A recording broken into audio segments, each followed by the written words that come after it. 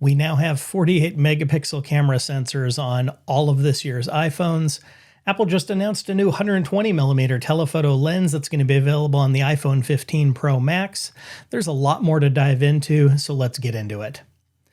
It's been said that the most important camera is the one that you have with you, and we all have our smartphones with us pretty much all of the time. And so that makes the Apple iPhone arguably the most important camera on the planet right now. Apple just unveiled the iPhone 15 lineup. Let's take a look at that because we can talk about the cameras, megapixels, night mode, portrait mode, new chips, new increased fast transfer rates to get data off of the devices, the materials they're made of. We can talk about pricing changes and more. I'm Aaron from TechPhotoGuy.com, and so I'm bringing my perspective as a serious professional photographer to these devices and my reaction to what Apple just announced. So, being a serious photographer, I'm going to be getting the Pro device. I have for the last several years. I've got my iPhone 14 Pro right here. Let's talk about what's new with the 15. So, when we talk about the iPhone 15 Pro and the Pro Max, they're the same size devices as last year's counterparts. It's going to be a 6.1 or a 6.7 inch screen, depending on whether you get the Pro or the Pro Max. But even though the size of the device is the same, there's a lot that's changed with the hardware. Let's start with the cameras themselves, right? We've got 3 different cameras on the back of an iPhone Pro. And when it comes to this year's lineup, we're again in a situation that we've had a couple times over the years where the Pro Max has slightly different hardware than the Pro. So let's talk about what's the same. Whether it's the Pro or the Pro Max, you're still going to have a 48 megapixel main camera. This was first introduced last year. You have a 12 megapixel ultra wide camera, and there are some changes to that main camera this year. So one of the things that we get this year is that 48 megapixel main camera has been able to record in ProRAW for the last year, but now you're going to be able to also record the high efficiency compressed image format, which was pronounced during the Apple event as HEIF. That was news to me. I wasn't quite sure how we'd pronounce that, but you can now record 48 megapixel HEIF files from that main camera sensor.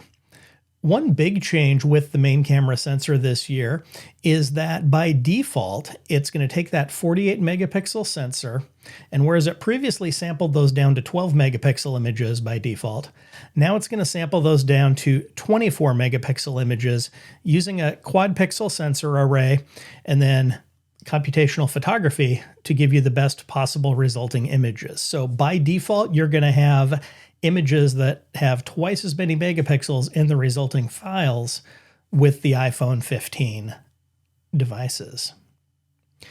So with the iPhone 15 Pro and Pro Max cameras, with that main camera, the default camera, you can now select a default focal length for those images. You can choose whether you want that to be the equivalent of a 24 millimeter, 28 millimeter, or 35 millimeter image for the resulting photos that you get there. With the Pro camera, you still have a 3x 77 millimeter equivalent telephoto zoom as one of the optical options for your camera.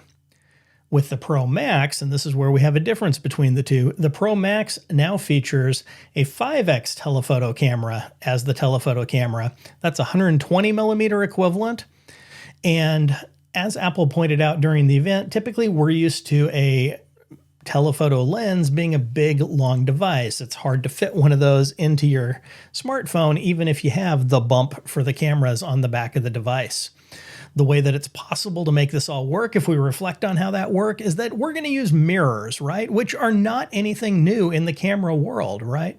If you talk about SLRs that we all shot and DSLRs, those used a mirror to transmit the image from the lens down across a mirror and down to the camera sensor. And so what Apple has done with this, the way that they can get this longer telephoto camera into a very thin device, is that that image gets reflected 4 different times inside the device to give that extra length required by the telephoto lens.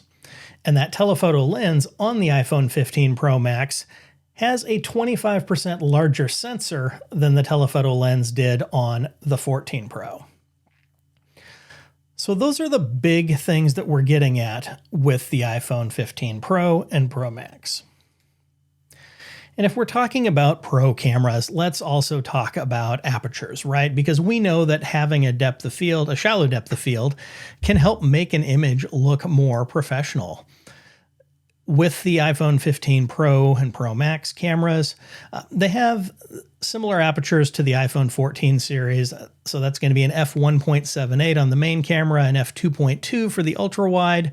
And that telephoto lens, whether it's the 77mm on the Pro or the 120mm on the Pro Max, is going to be at a f2.8. So what about the physical device that we carry this camera around in? They've made some design changes with the iPhone 15 Pro and Pro Max. They've switched to a titanium enclosure, which means that it's super durable, but it's now also a lot lighter. It's the lightest Pro Series iPhone that they've ever made. And according to some initial hands-on observations by Federico Vitici of Mac Stories, that iPhone 15 Pro Max is going to be about 10% lighter than the iPhone 14 Pro Max. One of the other big changes that they've made with the iPhone 15 Pro and Pro Max is that they've replaced the button that we've known and loved as the mute or silent switch with a button. They're calling it the action button, just as they had on the Apple Watch Ultra. And this button by default is going to perform the same mute silence options, but this button is customizable. There's a whole bunch of actions that you can choose to map to this custom button on the side of your phone. You won't be surprised to learn that one of the options for the action button is that you can tell it to open up the iPhone camera app. What's much more interesting to me, however, is that you can customize it to launch a specific shortcut. And this means that you could have a button on the side of your iPhone that can launch a specific third-party camera app. If you like to use Halide or Obscura or a different app other than the default iPhone camera, you can have this action button launch that just at, literally, the touch of a button. So this is a big, exciting possibility for me. I mean, I've previously written about, mapping a shortcut to like a double tap on the back of the phone using accessibility features. I'll drop a link down below if you want to check that out.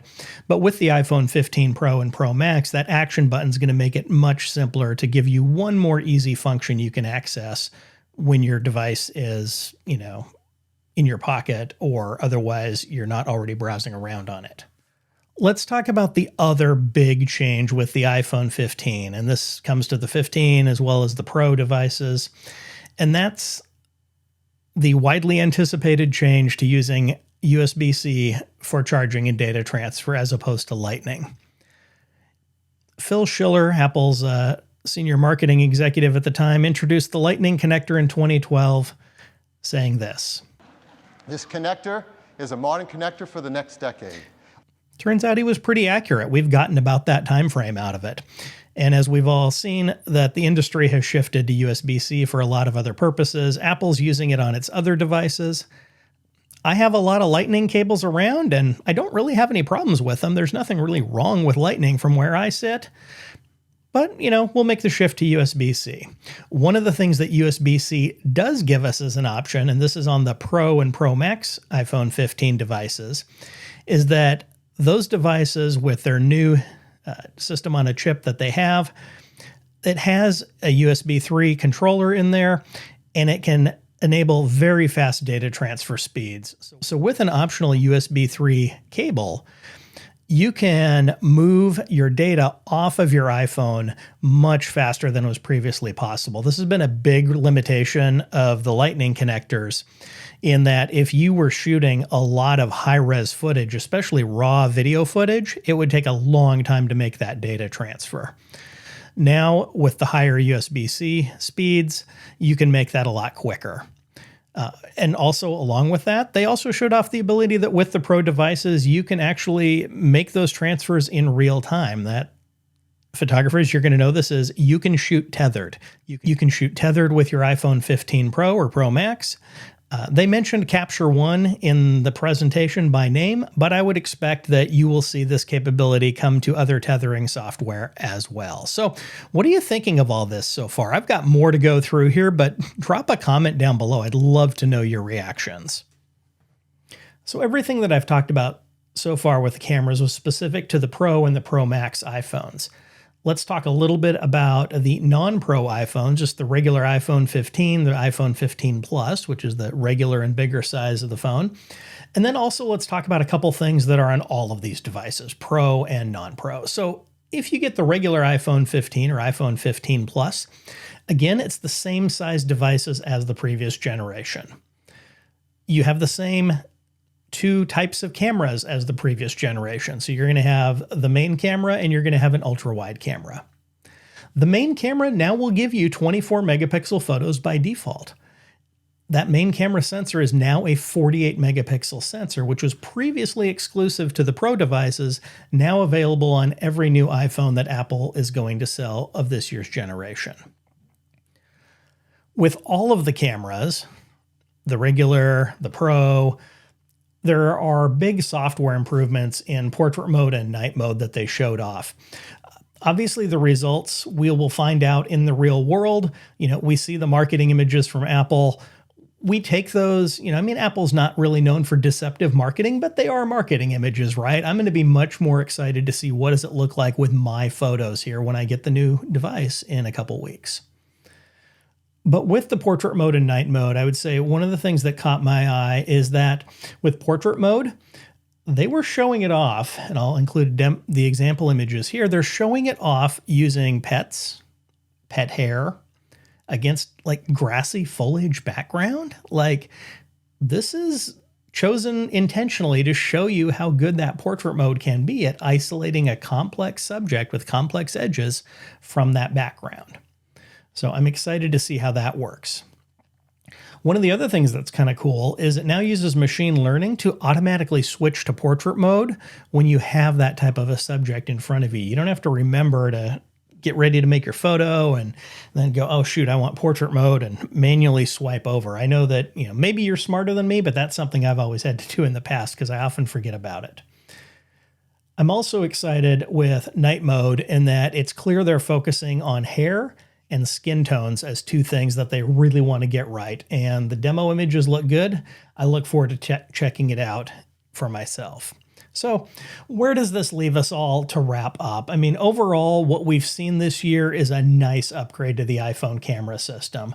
As a serious photographer, I'm excited to get the iPhone 15 Pro or Pro Max to really put that to the test. Especially if you're looking for that longer telephoto. I think I prefer the smaller phone myself, but I think I'm going to have to get the bigger one because I want that optical telephoto lens. I shoot a lot of images with the 3x camera on my iPhone 14 Pro as it is, and having that 5x, that's tempting. That's going to get me to probably buy the bigger device, even though it's going to be the trade-off in that I'm going to have something a little larger than I'd prefer to carry around. So for the regular iPhone 15, the 15 Plus, and the 15 Pro, the pricing remains the same as it did last year. The Pro Max has a slight price increase, but they're also giving you a higher level of storage by default with that to help offset that. So for the Pro devices, that means they're going to start at $999 for the Pro, $1199 for the Pro Max. That Pro's got 128 gigabytes of storage. The Pro Max has 256. So not cheap devices, but if this is a serious camera for you, if you're really into photography as a hobby or a profession, these are prices that I think are on line with what we would spend for good, serious cameras. Again, drop me a comment below. Let me know what you think. I'm definitely going to have more material here about the new iPhones, especially once we get hands-on with them. They're available to order later this week. They'll be here on September 22nd. And that'll be when we can really dive in and have some fun. So until we get to do that, have fun making pictures with your now old, obsolete Apple devices for another week and a half, and go out there and have fun and take care.